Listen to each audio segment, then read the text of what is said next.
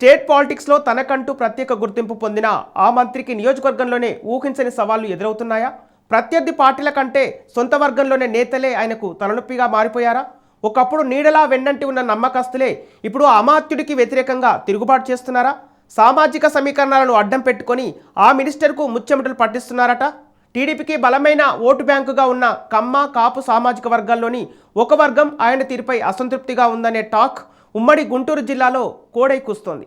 ఆ అమాత్యుడికి ఆ ముగ్గురి ఫీవర్ పట్టుకుందట. ఇంతకీ ఆ నియోజకవర్గంలో ఏం జరుగుతోంది?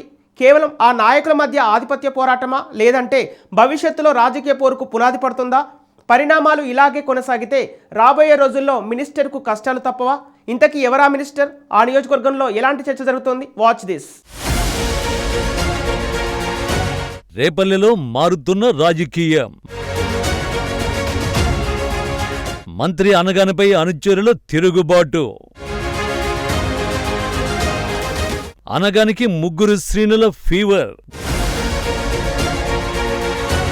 ఉమ్మడి గుంటూరు జిల్లా రాజకీయాల్లో ఎప్పుడూ ఒక ప్రత్యేక గుర్తింపు కలిగి ఉండే నియోజకవర్గం రేపల్లె. అటు ఆక్వా రంగానికి, ఇటు ఆసక్తికర రాజకీయ పోరాటాలకు పెట్టింది పేరు. అలాంటి రేపల్లెలో ఇప్పుడు మినిస్టర్ అనగానే సత్యప్రసాద్ చుట్టూ జరుగుతున్న పరిణామాలు పొలిటికల్ సర్కిల్స్ లో హాట్ టాపిక్ గా మారాయి.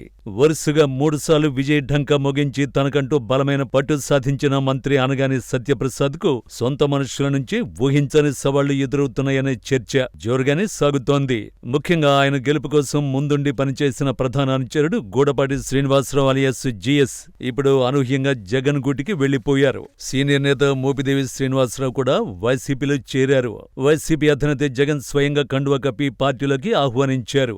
రేపల్లె ఇన్ఛార్జిని గెలిపించడమే తమ లక్ష్యమన్నారు మోపిదేవి. అలాగే గౌడ సామాజిక వర్గానికి చెందిన వ్యక్తి బొర్రా శ్రీనివాసరావు కూడా మంత్రికి ముచ్చెమటలు పట్టేస్తున్నారు. ఒకప్పుడు 3 పార్టీల్లో ఉన్న నేతలు ఇప్పుడు ఫ్యాన్ కిందకు వచ్చారు. అనగాని ఓటమే లక్ష్యమంటున్నారు. అసలు గూడపాటి శ్రీనివాసరావు అలియాస్ జిఎస్ అసంతృప్తికి అసలు కారణాలేంటి?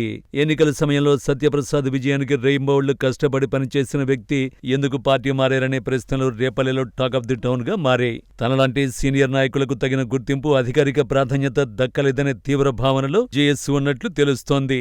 అంతేకాదు నియోజకవర్గంలో జరుగుతున్న అనేక పరిణామాలు అధికారిక వ్యవహారాలను నేరుగా పార్టీ అధిష్టానం దృష్టికి తీసుకువెళుతున్నారనే గుసగుసలు గట్టిగా వినిపిస్తున్నాయి. కాపు సామాజిక వర్గంలో మంచి పట్టు ప్రభావం ఉన్న జిఎస్ అనగానికి దూరం కావడంతో తమ్ముళ్లలో కలవరం మొదలైంది.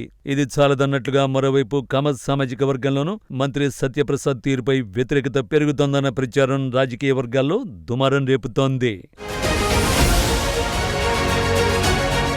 రేపల్లెలో కమ సామాజిక వర్గానికి చెందిన ముఖ్య నాయకుడు మేకా శివరామకృష్ణతో పాటు మరికొందరు ప్రముఖ నేతలు కూడా మంత్రి తీరుపై తీవ్ర అసంతృప్తితో ఉన్నారనే ప్రచారం జోరుగానే సాగుతోంది.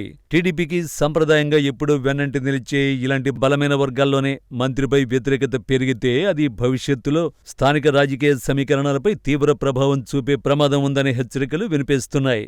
ఇదిలా ఉంటే కేవలం అంతర్గత రాజకీయాలే కాకుండా అభివృద్ధి విషయాలపైన విమర్శలు వ్యూహాత్మకంగా మారుతున్నాయి. ఎన్నికల సమయంలో నియోజకవర్గ ప్రజలకిచ్చిన అనేక హామీలు అధికారంలోకి వచ్చి ఎన్ని రోజులైనా ఆశించిన స్థాయిలో అమలు కావడం లేదనే నిరాశ స్థానికుల్లో కనిపిస్తోంది. సజ్జవారిపాలెం నుండి కనగాల వరకు రోడ్డు పూర్తిగా దెబ్బతిని గుంతల మయంగా మారినా ఇప్పటికీ దానికి శాశ్వత పరిష్కారం దక్కలేదని ప్రజలు ఆవేదన వ్యక్తం చేస్తున్నారు. ప్రభుత్వం ఏర్పడి గణనీయమైన సమయం గడిచినా క్షేత్రస్థాయిలో అభివృద్ధి పనులు ఆశించిన వేగంతో జరగడం లేదనే విమర్శలు ఇప్పుడు మంత్రికి పెద్ద తలనొప్పిగా మారుతున్నాయి. రేపల్లె నియోజకవర్గంలోని అనేక గ్రామాల్లో తాగునీటి సమస్య తీవ్రంగా వేధిస్తోందని స్థానికులు ఆవేదన వ్యక్తం చేస్తున్నారు. ఎన్నికల ప్రచార సమయంలో తాగునీటి సమస్యను శాశ్వతంగా పరిష్కరిస్తామని ఇచ్చిన హామీ ప్రధానమైనప్పటికీ క్షేత్రస్థాయిలో అమలు కాలేదనే నిరాశ స్థానికుల్లో వ్యక్తమవుతోంది. అలాగే మైనింగ్ మాఫియా, రేషన్ బియ్యం అక్రమ రవాణా లాంటి దందాలు జోరుగా సాగుతున్నాయి. కొలసాని రాము కనుసన్నల్లో బ్లాక్ దందా నడుస్తున్నట్లు ఆరోపణలు వస్తున్నాయి. అంతేకాకుండా మంత్రి సోదరుడు శివప్రసాద్ వ్యవహార శైలిపై ప్రతిపక్షాలు ఆగ్రహాన్ని వ్యక్తం చేస్తున్నాయి.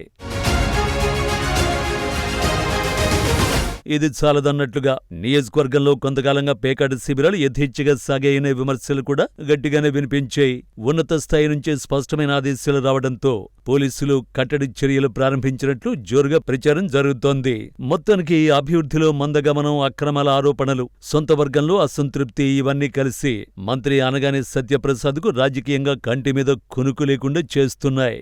ఒకవైపు సొంత పార్టీలో పెరుగుతున్న అసంతృప్తి, మరోవైపు అభివృద్ధిలో మందగమనం, అక్రమాల ఆరోపణలు, కుటుంబ సభ్యుల జోక్యంపై వస్తున్న విమర్శలు. మొత్తంగా రేపల్లె రాజకీయాల్లో ఇప్పుడు హాట్ టాపిక్ గా మారుతోంది. వరుస విజయాలతో తిరుగులేదన్న మంత్రి అనగానే సత్యప్రసాద్కు క్షేత్రస్థాయి వ్యతిరేకతలు, సొంత నేతల తిరుగుబాటు రాబోయే రోజుల్లో ఎలాంటి రాజకీయ సవాళ్లను విసురుతాయో చూడాలి. ఇబ్బందులను మంత్రి ఎలా ఎదుర్కొంటారో, అసంతృప్తిగా ఉన్న నాయకులను ఎలా చల్లార్చుతారో అనే ఉత్కంఠ రేపల్లెలో కొనసాగుతోంది.